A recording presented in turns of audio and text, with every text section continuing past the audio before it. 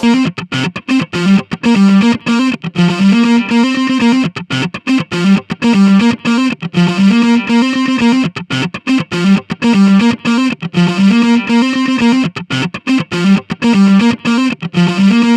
everyone, welcome to another edition of Valley Sports Rewind. I'm Mike Cannici, and today I am honored because we have a longtime sports contributor to Seymour Sports. He needs no introduction, but we'll give him one anyway, Mr. John Raven Commune. And John, I want to thank you for coming on today. Thank you for asking, Mike. So first off, John, the first thing I've always wanted to ask is, how did you get the nickname Raven? Well, I was down my front cellar one day. I was in high school, and we were playing pool, and I saw this black trench coat, and I tried it on, and from there I got the name. Wow, so it's just something that happened by yes. accident, huh? Yeah. So let me ask you, how old were you when you started going to Seymour football games, Seymour sports in general? How very young age or? Well, I moved to Seymour when I was 10, so I started around 13. Right, and where were you from originally? Derby. Derby, oh, okay. So now did you get to see Derby play at all when you were a kid? Yeah. So you probably, if I'm not mistaken, as a kid, probably saw Ron Carbone that era of Derby. I know you were young, but talk about what it was like in Derby at that point when Carbone came, because he kind of changed the culture of Derby there. And what was that time like? They were down at the time, and Ron came up, and I think his first year was a losing season, but after that he really had a good year. He had built the program up, and from there they went on to be successful. Right. So before we get into more Seymour stuff, was it hard being from Derby at first and moving to Seymour and trying to get behind Seymour? Did you have trouble when you first moved? Not really. Was there rivalry? A little adjustment, with school and everything, but I also have a lot of friends in Ansonia too, so I'm kind of like an Ansonia Seymour guy. Right. And was the Seymour Derby, they had a nice rivalry. Was it big back then when you were a kid? Yes. Right. Yes. Yeah. So, you've had a great relationship with longtime Seymour coach Paul Sponheimer. How old would you say you were when you met Coach Sponheimer? Probably 14, 15. So right in high school pretty much? Yes. And just talk to me a little bit about going to high school at Seymour, because at the time you went to Seymour, the one thing about Seymour, they were a premier football team, and they had good sports there at the time. Yeah, they had Danny Heffernan as a coach, and right. The program was he ran a good program. They played in the Houston League at the time, and right. You had to be ready for every game every week. It was a very tough league. Right. So you enter your freshman year at Seymour. Did you play sports when you were a freshman? Or? No. So I only have one eye. Right. And the first day of school, when you take your eye test in the gym, Mr. Gessick, who was the AD and the football coach back then, great guy, he said, cover your left eye and read the chart. And he might have been the only guy in the whole school that didn't know I had one eye. And I said, I can't read the chart. I have one eye. He says, look, kid, I got a long day. I don't want any BS from you. He said. Geez. So I said, I can't. I have a glass eye. He says, you got a week's detention. I said, okay. This is great. First day of school, I got detention. So I'm walking down the hall during the day, and he pulls me over. He says, I want to apologize. I didn't know that. You had the handicap and everything. So he said, okay, do I still have detention? He said, no, you're okay. But I said, I'd like to be the manager of the football team to do something because I can't play. He said, yeah, go see Coach Heffernan and we'll take care of it. And I did it for 3 years. In my junior year, Hef asked me if I would do stats. Right. And I says, yeah, I have to learn how to do them. He said, okay. So my good friend Harry Katzman, I knew him for a long time. I went to see him, and he showed me how to do it, and I did it from there. I took it in from I enjoyed every minute of it. Wow. So basically you were 16 years old when you started doing the stats for Seymour. Now let me ask you that first meeting you had with Coach Heffernan. Were you nervous at him? Were you intimidated? Because No, you right. you weren't worried. He was about our gym. He was another gym teacher, so we had him for gym. Right. So let me ask you. As a freshman, you would help out. Whatever they needed, stuff like that. Did your friendship with Coach Sponheimer develop then, or did it take some time? No, it was before that. But, Before that, yeah. It got even better. He was a player back then too. So he was a very good player. Yeah, too. he was. Yeah, good baseball player as yes, well. Yeah. And he was an average basketball player. He picked up a lot of fouls, but he played. He tried to play. He was good. Right. But Paul and I got to be good friends, and ever since then we've been communicating. I've been seeing him during. He just had an operation about 3 months ago. Right, I heard about that. He's doing well, though. Yeah. I was fortunate enough to have him on the TV show, and he spoke very highly of you. Said you had as much to do with Seymour football than anyone. Let me ask you this. We talked about Derby and Seymour a little bit. I think you were maybe your first year out of high school when they had that big game in 1969 against Seymour or against Derby when Seymour was up 18-0. But they always talk about that great game. Yes. Talk about the 68 game and the 69 game because they were both very close, if I'm not mistaken. Right. We were up 18-0 at the half, and we kicked off, they kicked off to us, and Artie Newkirk didn't pick the ball up. Right. And he thought it was a punt. And ever since then, everything, they gained momentum and everything, and right. they won the game 28-18. That was one of the worst losses I ever had, but there were a few others too. But the Nogda game, right. we were up 26-6. We got beat 1990, right? Yeah. And the Ansonia game in the Platinum final, we were up 14-0 at the half. Right. And we got beat 28-14. And I believe that was 78, was that? Or 78, yeah. Right. And I remember Paul saying, coming out on the field at second half, saying that this game is not over yet. This is Ansonia. Right. They played to the whistle, and he was right. And we made some mistakes, and we got beat. Right. So one of the things though Seymour was known for though, I could think of 1990. Derby had just come off a state championship, and Seymour ended that streak. They gave Derby their first loss. In 1970, correct? Derby was on a 34-game winning streak, and Seymour ended that streak. Yes. Talk about the feeling that day, because Derby was, at that point, they were probably the team in the Valley at that point. So talk about what that feeling was like to see Seymour win that day. Yeah, it was a great feeling because the Derby-Seymour rivalry, it's a great rivalry. And getting back to the 69 game, 70 game, it was at Derby, and I remember the PA guy saying it was a morning game, and he said, "Welcome to Valiant Field for the Valley Super Bowl." And that year, 31 undefeated, they were 1 and we were 4. Right. And it really was a Super Bowl.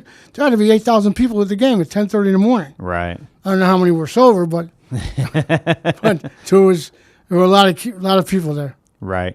Let me ask you this. One of the toughest things about doing stats, and you can't compare it to coaching, but at the same time, it's like coaching in this sense.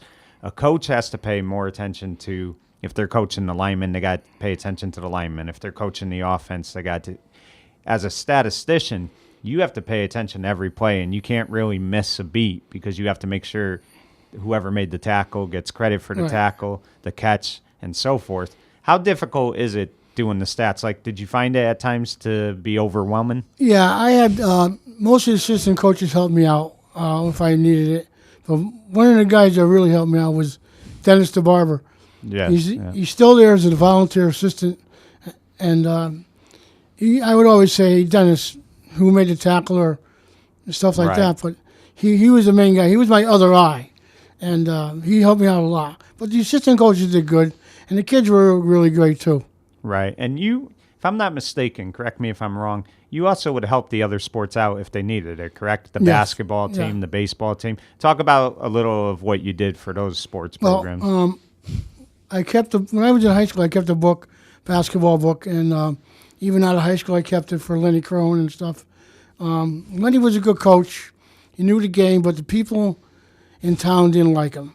And he also coached baseball. Right. And in our senior year, we won the state title. Right. We beat the kid that got signed. I forget who we beat, but he got signed by the Mets that month, and we beat him in the state final. Right. And Lenny's father, the only guy I know that won a state final, I got fired the next day. Oh my God. Yeah, the guy knew sports inside out, but he wasn't well liked. So, it was a travesty the way he did it too. Right. Now let me ask you. You did the book for baseball, for basketball, and you've done the stats. Is there one you enjoy more than the other? I mean, which one did you have more fun doing? Well, I had fun doing them all, but football was the most fun. Right. You know? Right. So now let's talk about, I believe the year was 1980. Coach Sponheimer gets the coaching job. Coach Heffernan, retired. And, one of the things I thought that was very classy about Coach Sponheimer is he said, although we won the state title, that's really Coach Heffernan's team, which, I agree to a point, but I also think that you have to take a team over and make sure, you don't ruin that team. And he didn't ruin that team. And you still have to go out there and play. There's no given you could win a state title. So talk to me about that 1980 team and how special that was, because that was Seymour's first state championship. Right. Danny Heffernan left him a good team. But we also had a great running back.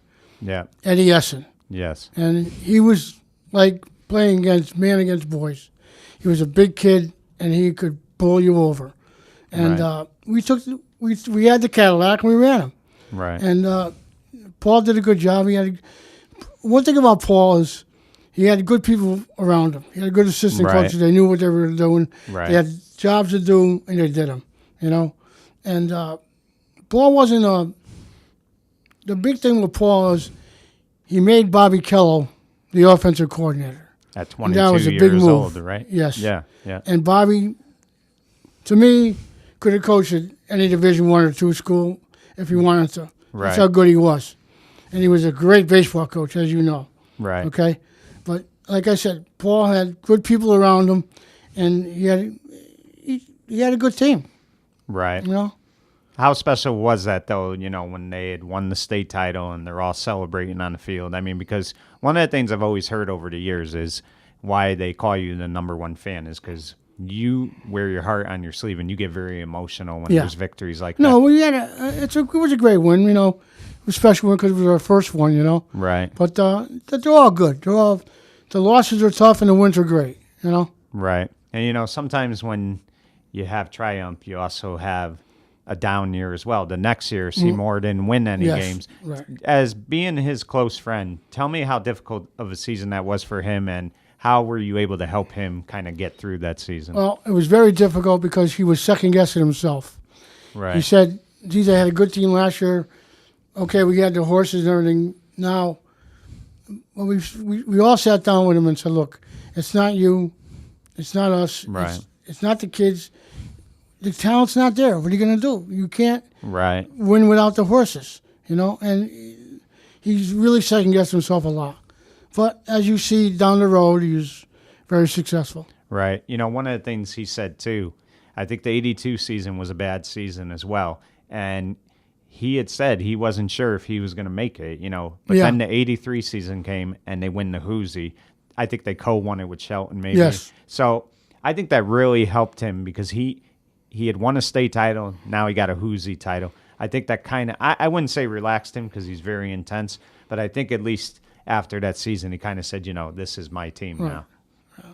Yeah, he was, he got more confident as the year went on and stuff. But like I said, he had good assistants and they knew what they were doing. If you don't have the horses, you can't do it.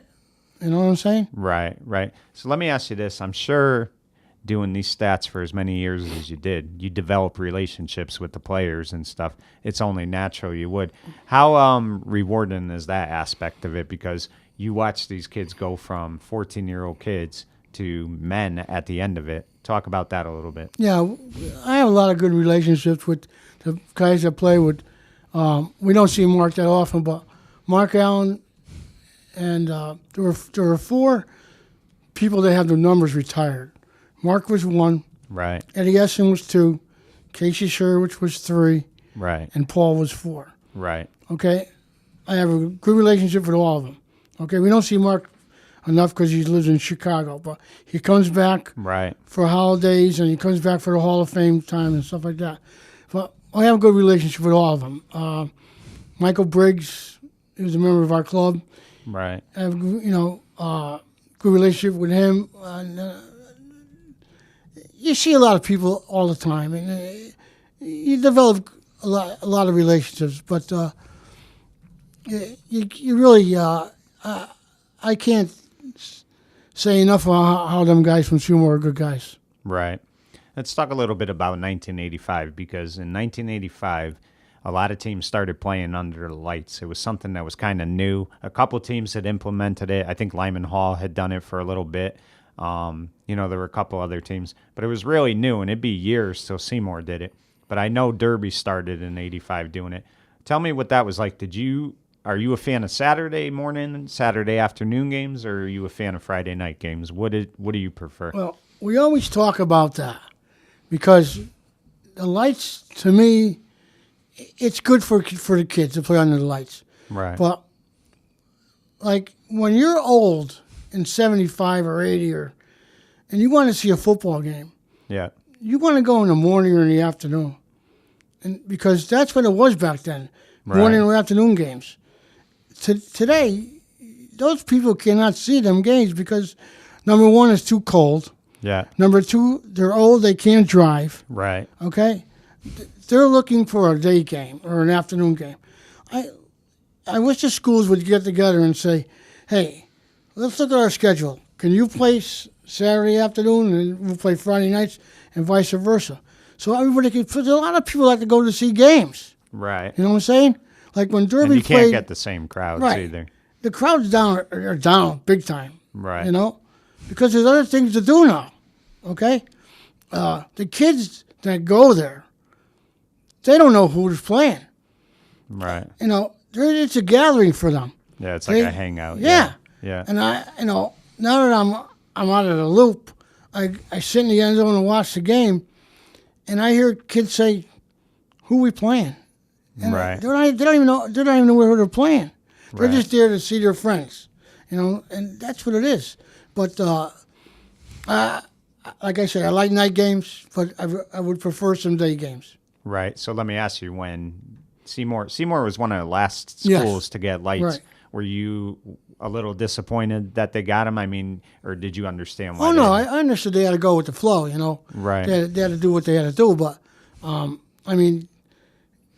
I still like to see, like, when Derby played Ansonia, it was in the morning. Yeah. When Ansonia played Derby in Ansonia, it was in the afternoon. Yeah. Everybody got to see the game. And when Derby played Seymour, if it was in Derby, it was in the morning. If it was in Seymour, it was in the afternoon. Right. There was one time beginning of the year, you could get to see all 3 teams because the last game of the day was Shelton-Seymour at 4 o'clock. Right. So you would have a 10 o'clock game, a 1 o'clock game, and a 4 o'clock game. So that wasn't bad. I mean, if you were a junkie, you got to see all the 3 games. Right. And there were a lot of people that don't even go to Valley games. They go to games around the state. Right. I know guys that are going to go to see Don Bosco tonight. And a lot of former Valley players don't even go to their high Alma school mater. game. Yeah, right. It's changed so much. Part of it is they've moved out of the Valley, and I understand that. Right. But you don't see, especially when I was a kid, those crowds were still packed. You don't see that anymore. Right. I mean, there's a few families that lived in Derby now live in Seymour, and we got their kids to play. Yeah. For Seymour, and their fathers were good athletes, and they were good athletes. Right. And that hurts Derby because they don't live in Derby anymore. Right. So let me ask you this. I asked Coach Sponheimer this, but I want your feelings on it. Seymour's had good rivalries with Derby, Shelton, Naugatuck. They didn't start playing Ansonia regularly till 1994. In your mind, would you say the Naugatuck game was your game of the year, or would you say it was Derby, Shelton? Which game to you, as a Seymour fan, was the big game? Well, I would say the Derby game is always big because it was a rival. Right. But Naugatuck was big because at the time they would play in the NVL and we played in Housatonic. Yeah. And they would come in undefeated and we would come undefeated. Yeah. And fortunately, we would win the game. Right. But they had good coaches. And they had good kids. Right. It's just that we played in a little better league and we were prepared every week. Right. But now Seymour Naugie's a very good rivalry.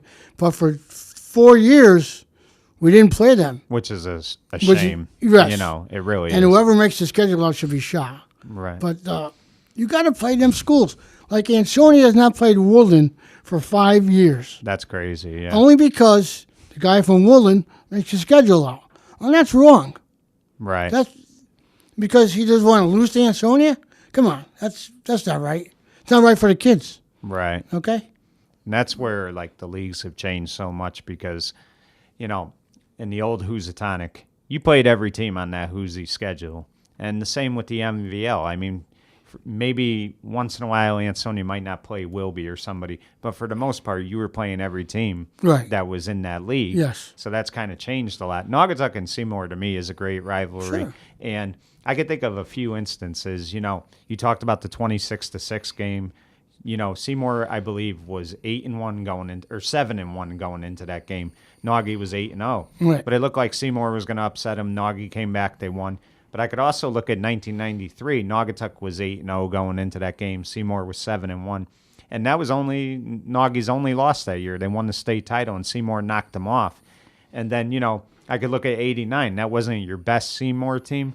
And Naugie had a good year that year, and Seymour upset him. I believe it was 18-6. Right. It was at DeBarber Field. Yes. So, I mean, that rivalry, that was the type of game where records didn't matter. No. You could be 2-6, and you could still win that game. Yeah. And, for them not to play, that's kind of... Yeah, it was crazy. Yeah. Right. It's like I said, the Derby rival is the best one, but Naugatuck's second best, okay? Right. And now Ansonia, that's natural because we're right down the road, okay? But they're beating us up every year. Yeah.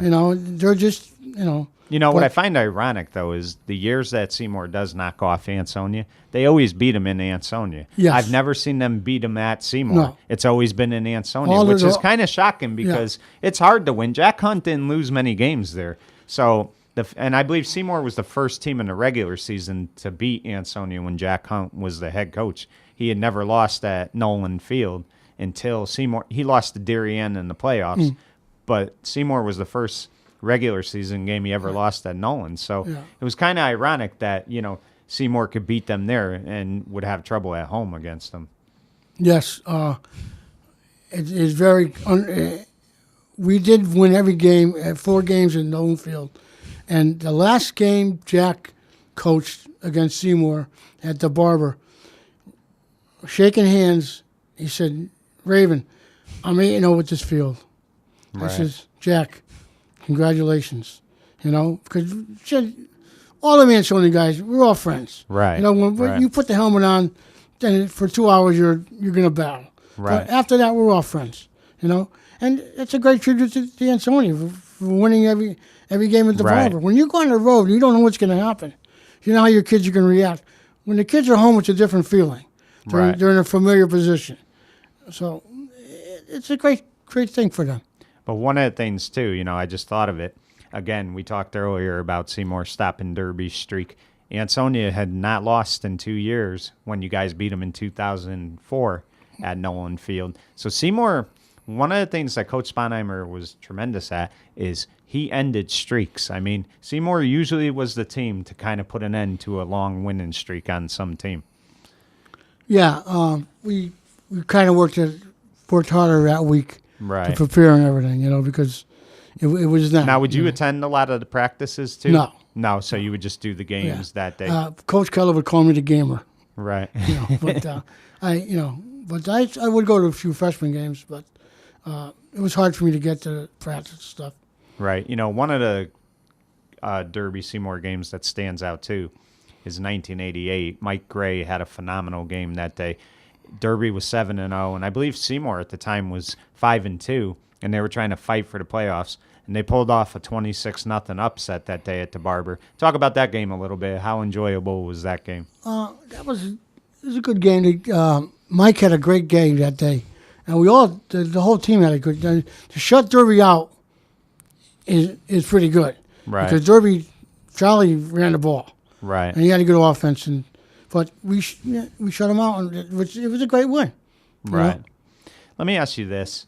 You had, I don't know if I would say it was a big rival, but it was your last game of the year all the time with Amity, and that kind of ended. I believe they played Amity maybe 2 more times when Seymour went in the MVL, and then they did away with it.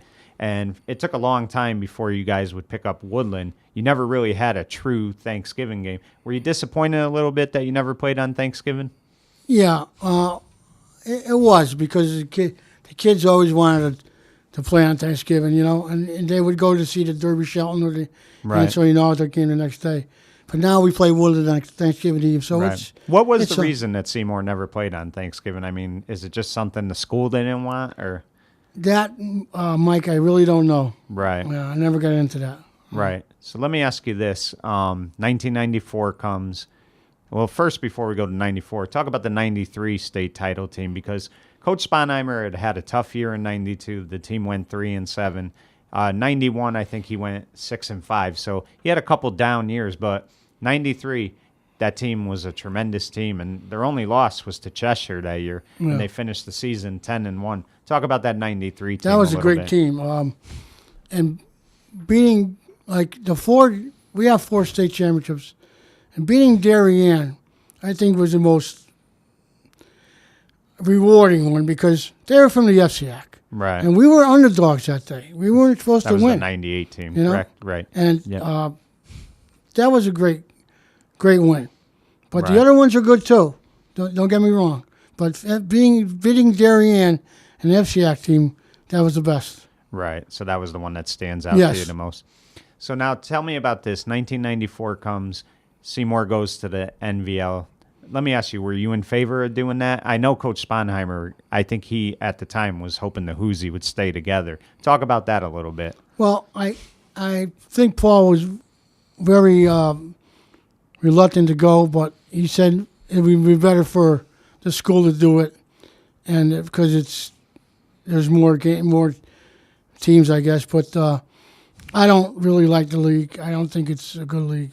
So you're not in favor. No. Would you prefer they played in the SCC if you had No, your choice? I like the old Housatonic. Oh, which the had- Housatonic, right. Cheshire. Right. those teams. Let me ask you this. This gets talked about a lot, and Derby and Seymour and Ansonia are in the same league now, as is Naugatuck. But Ansonia doesn't play Shelton anymore. Seymour doesn't play Shelton anymore. Did you ever, now with Woodland in the mix, and I guess you could even go as far as to say Oxford and Amity, would you ever like to see them just form like a Naugatuck or like a Valley League, more say? Yes. A few years ago, some people tried to get involved to do that. And it was the only reason why they couldn't do it because other schools had more sports. Right. And you you have to couldn't think bring about in- those. Yeah. With less sports, more sports. But it would have been a great league. All the teams from the Right. Valley would have played. And they even asked Cheshire, and they asked Milford schools. Right. Stuff. Back then, the Milford schools were in the old Housatonic League, Right. But they tried to do it, but it didn't work out. Well, politics had a lot to do with it, too. Right. But, yes, they tried to form it. I would have loved to see that. Right. You mentioned about you have a good relationship with the Ansonia coaches. I know Jack and Paul were very good friends, as was Jack and Jimmy Dell. And you've been good friends with all these guys over the years. Talk about that a little bit, because you did mention earlier about this. You're pretty much Ansonia Seymour. Is it hard for you to dislike Ansonia on game day when you kind of have like ties to them as well? Oh, no, it's just that I respect what they do. Right. They're well coached, and they do what they have to do. And you hate to see your team get beat up or lose every year, but it is what it is. Right. I'm not saying they're better coaches than we are, but the water's different in Ansonia. I don't know. Right. But no, I have no animosity towards that. No. You know, one of the games that stands out to me between Ansonia and Seymour is, I think it was Arkell Newsom's senior year, and Seymour almost pulled off the upset. Ansonia was on a long winning streak. And back then, I mean, like, Ansonia, nobody tested them. I mean, they just had their way with teams. Talk about that game a little bit. Were you doing the stats at that point, or had you retired? No, I was doing this. No, I wasn't doing the stats then. Right. But that was a great game. Right. I think it was a Thursday night. Yeah. And is it the Barber? I believe so, yeah. And there were 6,000 people there. Yeah, it was packed. When we walked onto that field, and the roar of the crowd, you couldn't see any grass on the hill. Right. The hill had a great vantage point. Everybody was up on the hill. But that's when I thought about the Derby games back then, you know, when they had good crowds and everything. But that was a great game. Yeah, it really was. Yeah. You know, one of the things that was disappointing, and I think of it a lot when I talk about you because you've done so many stats, so you constantly have, you know, a pen and paper with you, you know, a pen and a pad. Talk about the Evening Sentinel, because that was a tremendous paper, and they did away with it like in 1992. And, you know, I think that really hurt the Valley a lot, losing that paper. Talk about that paper and how much that meant to you. Well, people look forward to Harry Katzman's column, Limelights. Right. He would put the kids in there, and the kids look forward to being, hey, I was in Limelights. That's, you know, it's a big deal for them. Right. What thing about Harry was he never said, put in a paper, who made the error, who fumbled. Because when I would call him up the next day and say, he said, I don't want to know the name. Just tell me what happened. Right. He didn't want to embarrass the kid. That's one thing Harry did. Yeah. He never embarrassed the kids. Right. He was good about that. Yeah. Yeah. But losing the Sentinel and even losing the radio station, because they did games Wads, too. Right. Yeah. You know, and losing Valley Cable. Yes. Everybody wanted to see that. How great were those games? Those Yes, were they were tremendous. I mean, because that was good for a coach, too, because a coach could kind of scout on there and kind of see what he, you know, may want to do. If, you know, Derby played Ansonia and Seymour was going to play Derby in a couple of weeks, it gave Coach Sponheimer and his coaches a chance to kind of, you know, see that game, because every play stops. And it's not like where you're filming it and once one play is done, they go right to the next. You had some time to kind of, you know, assess what was going on there. Well, years ago, don't forget, you would have to go to games and scout. Yeah. Now you exchange films, so it's easy to do that. But you're right about that.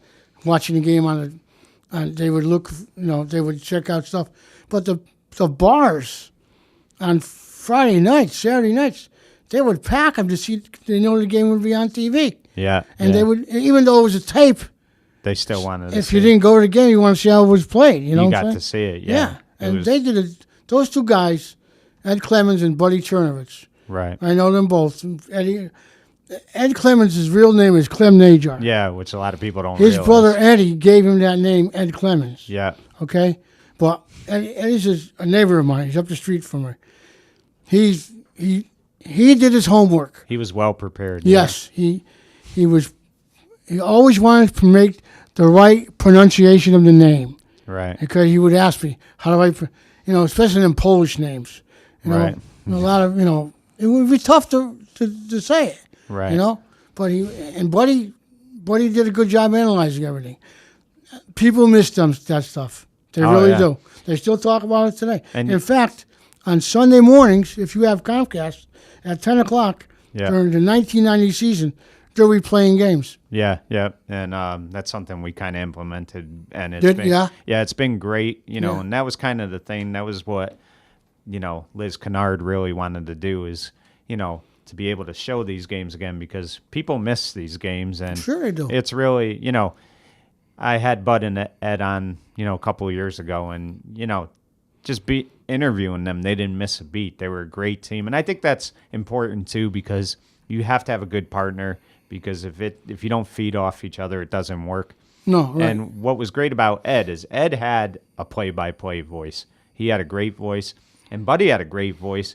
Buddy would get excited sometimes, you know, if somebody made a great hit. Yeah. And they were very enthusiastic. And it's not easy when I know Ed was from Ansonia, Buddy's from Orange or Bethany, and Buddy he likes Amity a lot. Ed's an Ansonia fan.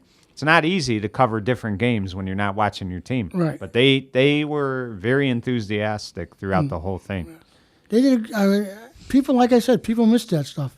And I do. I watched the game last week, Doggy Seymour, 26-6. Yeah. I knew it was going to happen. I turned it off. Right. I didn't want to see the end, but I knew what was going to happen. But you look at it 30 years ago, 25 years ago. I mean, Jesus, you forget what kids do, and they're reminded of. And the coverage was great. The cameramen they caught did everything. a great job. Yeah, I mean, you see some of the games they kind of show on TV. They don't get the angles like Cable 10 did back then. Right. I mean, it was tremendous. Yeah, they did a good job. They really did. Right. So let me ask you about that game a little bit. You were there that day. What do you think happened in that fourth quarter? Do you think the kid? I can't see the kids thinking, the game was over and they stopped playing. Do you just think Naugatuck just came at them, with a vengeance that last quarter? We had a couple of turnovers, and I just think we left it all on the field. Right. Our kids played as hard as they could. Right. And maybe kids, we're up 26-6, this is in the bag, but when they got to be 26-20, it was too late then because they had the momentum. Right. And they were home. And they were home, right. Yeah. And I believe that was a Sunday game because I believe the game got canceled on Saturday. Yeah. So, it was, a tough Sunday for Seymour. And, you could tell, like, they had an overlap from that game because I think Amity beat them pretty bad. Yes, they did. Yeah. And I think, like, that game just took everything out of them. But that was a great Seymour team. You talk about talent on that team. That team was they buried North Haven that year. We had Del Toro a quarterback. Yeah. We had Dewey and Brooks in the backfield. And I believe Sonny Szynski was a great receiver. Yeah. We had good kids up front, too. It's just that at the end, they wore us out. Right. And momentum carried them. But give them all the credit in the world. They won. Right. One of the things about Coach Sponheimer that I really admire is I've always heard how tough he could be as a coach. He basically runs a tight ship. He doesn't play around. He's tough on the kids. But I've never heard a kid that I've talked to, and, I could use Jamie Burns as a good example. Jamie, Spoonie, if there's God on this earth, Spoonie is God to Jamie Burns. And those kids all love him. So as tough as he may have been on them, he taught them to be men, and they really respected him as their coach. Spoonie calls Seymour football family. Yeah. If you played for him, you were family. Yeah. Okay. He had 400 people at his retirement party. That's crazy. In Marriott in Trumbull. Right. 400 people. Yeah. I mean, we had a great time and everything, but he talked for an hour.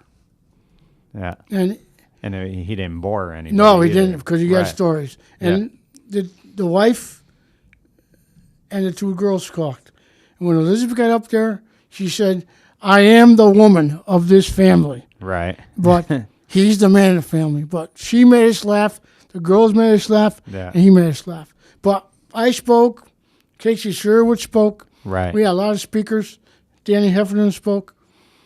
There were a lot of coaches from all over the state that came. Right. And it was a real tribute to Paul. Yeah, and he definitely deserved it. I mean, because, in a lot of ways, I mean, he put that program on another planet. Yes. He really, and, one of the things that he was famous for that you don't see a lot of people do is when somebody called the field house, he always answered Wildcat football. Right. Which, he always says, once a Wildcat, always a Wildcat. And one of the things that stands out, too, once you graduate high school, he's true to that because he lets you on the sidelines. If you played for him and you put your time in, you have a free pass on the sidelines for every game. And that's remarkable, too. Yeah, he really developed, like I said, it's his family, and he got into the Hall of Fame last year. And right. We had a big crowd for that, too. Right. He should have gotten in the first time, but he might have said no. Right. And down the road, okay, but I think it was the right call because you know what? When your Hall of Fame's young like that, you want to kind of save somebody like that for a little bit because, you want him to kind of have that moment. So a few years, if he waited, I think he was fine with that. I really do. Joey Stockwell's getting in this year. Right. And he deserves it. And Coach Keller deserves it too. Right. I mean, he won over 300 games. Right. State title, and the guy was a great coach. Right. And I was just going to segue into that. Talk about he finally got that state title in 2007. They had been to the finals, I think, 3 times, come up short. As a friend of his and somebody you watched coach for all those years, both sports, how gratifying was that for you? Oh, it was great. I mean, when he played North Haven, he had no business being in it, but they beat him 10-0. Right. Well, Waterford was a 2-0 win, and that was not only because they won the championship, it's the way they beat him. He beat him on small ball. Right. He did what he had to do. And he had a great pitcher, too. I'm sorry I forget the name, but the kid pitched a great game. Right. Okay? And he was happy. I mean, we were all happy for him because we know how hard he works with the kids. Right. You don't seem like somebody that, likes accolades. You're in it for the kids. You're in it for the program. But you did get 2 important honors, and I'm probably missing some, but these are 2 that stand out to me. Number 1, I believe the press box is named in your honor. Am I correct? Yes. Talk about that and how, do you smile sometimes when you go to the Barber Field and you see that it says the John Raven Commune press box? Yeah, I mean, I appreciate everything. A lot of people, you're going to laugh, Mike, but a lot of people said I should have had a concession stand named after me. No, Paul came up to me one day and said, we're going to name the press box after you during the Torrington game. I said, okay, thanks a lot, He said, Did you get choked up a little bit? A little bit, yeah. But I appreciate the honor. Right. Yeah. And then the other honor, and you mentioned the Hall of Fame. I believe 2 years ago in 2015, if I'm not mistaken, they do a special award at the Hall of Fame, and you were honored with that. Talk about that a little bit. Well, it was called a Special Recognition Award. Right. The only other person that received it was John Gallagher. Right. He was the Wildcat #1 fan. Older gentleman, former postman. He was a great guy. He would give all the kids every year a pair of brown socks. Really? And Spoonie said, and I said too, I said, we got more brown socks than we can handle. Right. But John he'd live to be 100 years old. Oh, wow. God bless him. Yeah. And it was a great family. When he couldn't go to the games, him and his sister just died about 3 years ago. She was 96. Oh, wow. We took him to the game in Southern Connecticut, and we put him in the end zone, cheering and everything, and he really appreciated that because we knew he couldn't go any other way if we brought him, Right. And he always remembered that. He said, thank you, couldn't thank us enough. But we said, John, you got to be there. You're the #1 fan, and he never forgot that. Wow, that's awesome. And, I think the Hall of Fame is great because I think every school should have a sports Hall of Fame. I just think that these players should be recognized. And I believe Anthony Lepresti kind of started your Hall of Fame, correct? Yes, him and Paul Roy. Right. Yeah. So, great job by him and Paul getting it going. Talk about that. It's 5 years now it's been in existence, something like that? Yeah. I used to be on the committee, and when I first the first night we got on the committee, I says, look, we just can't have football players. We have to have women on this stuff too. Girls played softball, volleyball, and stuff. You got to honor them too. And they looked at me and said, what do you mean? He says, you just can't be the all male thing.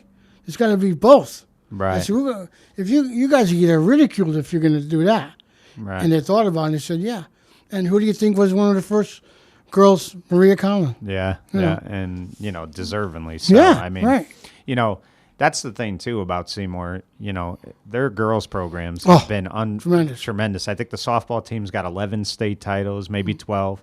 I mean, you talk about Bill Davis and Ken Pereiras. Right. They really built that softball program. Then what Joe Frager did with the basketball program there, you know, the sports and the track. I mean, I'm forgetting the track. I mean, the Yes. track program, I believe Lennon has done a tremendous he has. job Yeah. as the coach in track. And, you know, Kello in baseball, you know, Spoonie in football. I mean, Seymour, you know, all their sports have been highly successful. I mean, talk about that a little bit, just how great that's been. Well, I mean,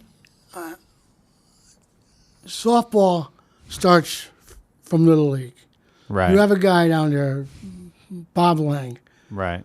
When they get up to Kenny and they get up to Bill, those guys did not have to waste time learning to run the bases, Yeah. how to bunt. Yeah. They just went out and did it.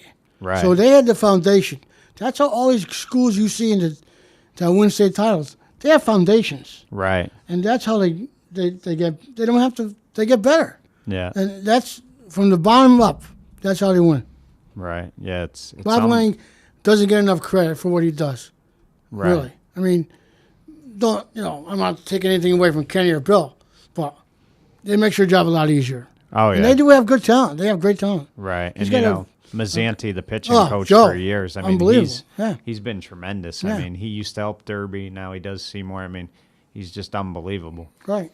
I mean, you can't knock. You got to give credit where credit is due. I mean, and that I always try to say that. Mr. Lang did a good job, and he's still doing it today. Right. know? Now, let me ask you: do you ever miss doing the stats, or are you okay with it right now? I miss it at times. Right. But I don't miss it when it's 10 degrees. Yeah, that's Okay. rough. Yeah, you You got to know, hold that pencil. now- And yeah. Eddie Morse was an Ansonia guy, great guy. Gave me a good idea. He said, John, when it rains or snows, bring a tape recorder. Oh wow. Instead of Yeah. writing it down and get it wet.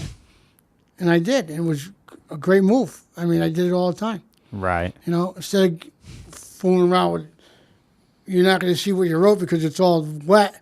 Right. Just tape recorder and you play it back later. Right. And I did that the last 3 or 4 years. Wow. Made That's it easier. unbelievable. Yeah. Right. So let me ask you, let's talk about the Seymour Woodland rivalry a little bit, because that's become a great rivalry that started in 2003.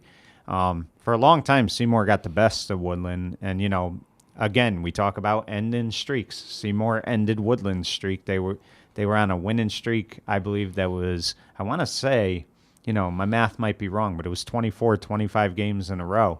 And Seymour stopped that streak in DeBarber that night in 2005. Talk about that a little bit. Well, the rivalry was because Chris and Spoonie. They, Right. you know, back and forth and in good jest, in good nature. Right. Okay? But Chris did a great job building up that program. Excellent. So, Yeah. You know, Yeah. and he's a Derby guy, Right. you know, and he was a good he was a captain of the football team, wasn't he? Yes, 88. Right. Yeah. And he built that program up. He had good kids, and he built that program up and to where it is today. And but it was a great rivalry. We look forward to playing Woodland every year. Right. And that's something Seymour needed, because Yes, 'cause now we don't- you have something on Thanksgiving. no It's amity. It's the day before. Yeah. So you have something. And, you know, those kids really try to win that game, because they're, in a lot of ways, I'm sure there's kids who go to Woodland that would probably have went to Seymour if Woodland didn't exist. So you're talking about kids who probably at some point went to school together. So Oh, sure. Yeah. Now let me ask you, Oxford, you know, they're right next to Seymour. Do you ever think there's going to come a point where Oxford and Seymour might take over that game? I don't know. There's talk about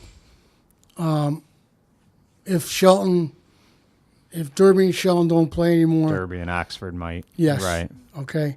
But Oxford Seymour would be a great rivalry. It's right next door. Right. But right now our rivalry is with Woodland. So Right. So let me ask you, despite the fact that you don't do the stats anymore, do you generally go to all the games still? I mean, are you still a fixture at Seymour? yeah. Well, I'm not a fixture, but I would I'll go to the Derby game next week. Right. Okay. I'll go to the rival games. Right. Okay. I'm not going to see Kennedy, Wilby, Crosby. It's just doesn't- hard to watch. Yeah. it is. It really is. Now, let me ask you, if they play them home, do you go, or it doesn't matter? If it's not a game you think will be good, you just don't? No, I don't go, no. Right. Like now, tonight- will you go to high school games, though? Like, will you go to a different game at, like, say, Shelton's playing Hand? No. No. No. So you pretty much just take Yeah. the night off, Yeah. pretty much. I might go see Ansonia play Holy Cross or something, if Seymour's playing away. Or even go to see Derby tomorrow morning. Right, 10 against o'clock. Crosby, right. But just to see how they're doing, It's a Valley school. Right. You got to support it. You brought up Ed Moore saying, for years, Derby had the Sparrows. They were a group of older men who would go to the practices, and they would kind of, always hang around, and they loved Derby, this and that. There's a group of you guys that hang out at Dutch's all the time. And, you have some guys from Derby. You have some guys from Seymour, some guys from Ansonia. You even have Joe Bonanto, who's from Shelton. He goes. I mean, talk about just like, it's all in good fun, but talk about when you guys get together and you kind of, get on each other a little bit. It's a great relationship you have with those guys. Yeah, I look forward to it Saturday and Sundays, especially during the football season. We break for everybody's stones, but we have a lot of fun. And Right. I'm the only Seymour guy there. Right. So I get it pretty good if we lose, Or Right. what happened last night, the Wildcats run too wild or something, But Right. it's all in good nature. I mean, that's what we look forward to. Right. Having a cup of coffee and doing it. And you're probably not one, though, that when Seymour wins, you don't hammer No. them, I don't think, right? Because No. I think Coach Sponheimer taught you that. No. Just don't do that. Let me ask you this. How emotional was, you talked about his retirement party, but having a relationship you had with Coach Sponheimer, did he tell you in advance, like maybe 2 years prior, that he was going to step down in 2007, that he was going to do it 2 more years, or 2008, actually, he quit? No, not really, but we got kind of knew that he was going to step down because it was getting tough for him, Right. Kids change. Yeah, and it's not easy to go. It's not easy. Yeah. Today's parents today are bad. Right. They ridicule everything. Right. I mean, Yeah, it's tough to be a coach. And I'll say to nowadays. a guy, "Did you play?" No. Well, how could you talk about it? Right. If you played the game, fine. But if you didn't play it, keep your mouth shut. Right. And that's the way I feel. I mean, play the game, you talk, but don't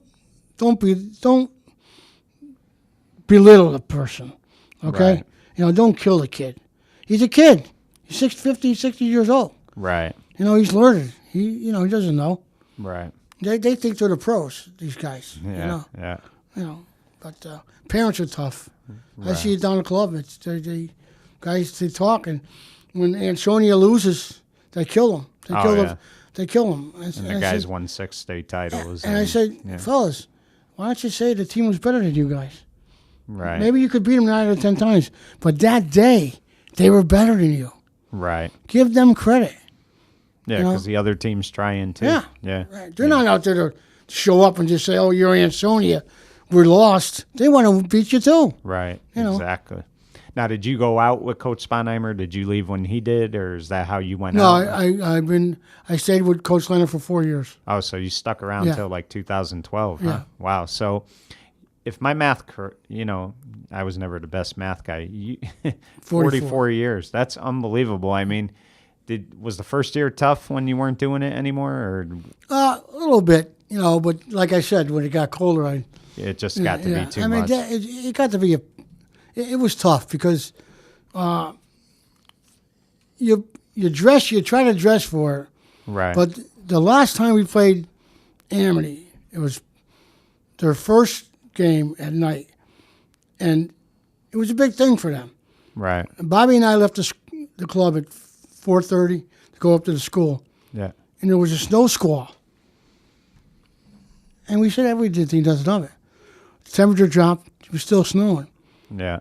We froze Oh, that yeah. night. Yeah. That was a cold night. That's what makes it tough. Yes. Because, the players are playing, so they've got the adrenaline going. Yeah. But the coaches, And yeah, right. when you're How about standing there taking stats. Well, how about the fans? Yeah. They can't move. Oh, I know. It's brutal. Yeah. But that's why I couldn't do it anymore. It just got too much. Right. Before we go, one final thing. What has been the most rewarding thing you've gotten out of being around Seymour, doing the stats? Like, what stands out to you the most? Making friendships with the people. Right. I have a lot of friends, both in Seymour and Ansonia, and that's what's rewarding about it. You make friendships for life. Right. And that's how I look at it. Well, John, I really admire what you've done. I mean, obviously you were always in it for the kids, for the coaches, the people around you. And, when I think of Seymour, I think of two guys, and there's other guys definitely, but I think of two guys that stand out to me. And one is Coach Sponheimer, the other one is you, because you guys were practically around Seymour sports for almost 50 years. And I applaud you for everything you did. And thank you for coming on today. Well, Mike, thank you for asking. And I just want to say you do a great job. Thank you. I've seen most of your hometown hero stuff, and very, very well done. I saw the Ansonia Derby thing too, with you and Mr. Sean Morse. Right. That was well done too. Well, thank you. We really do appreciate it, and thank you again for coming on. No problem. And that was John Raven Commune, longtime Seymour athletic supporter and a legend for sure. For Valley Sports Rewind, I'm Mike Cannici saying goodbye, everyone.